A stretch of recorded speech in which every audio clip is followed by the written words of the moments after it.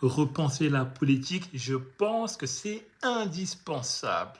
Et je vais donner quelques exemples concrets. Par exemple, moi je me dis parfois que le ministre de la Jeunesse doit être élu de manière directe ou indirecte par la jeunesse des pays concernés. Quand nous avons une population active qui est entre 15 et 35 ans, quand dans certaines démographies de certains pays d'Afrique de l'Ouest, les jeunes représentent plus de 50 voire 60% de la population, pour moi, il faut repenser le modèle politique.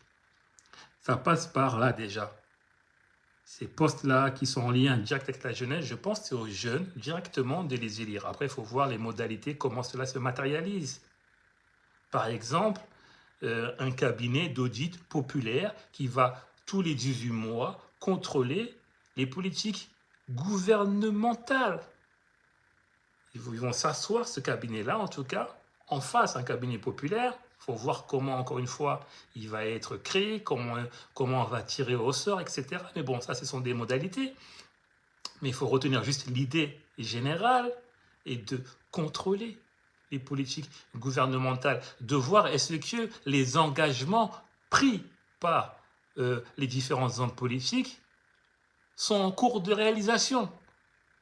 Et pas attendre juste à 5 ans ou à la fin d'un mandat pour que la personne vienne nous dire, bon écoutez, voilà mon bilan. Mais il faut un contrôle régulier. Et je pense que c'est des choses comme ça, des initiatives, vous voyez, de contrôle ou d'initiatives populaires, c'est-à-dire de la création, par exemple, d'une... Je vous donne encore une autre idée. Ça pourrait être de tirer au sort des gens de la population qui vont accompagner un député et qui vont être payés.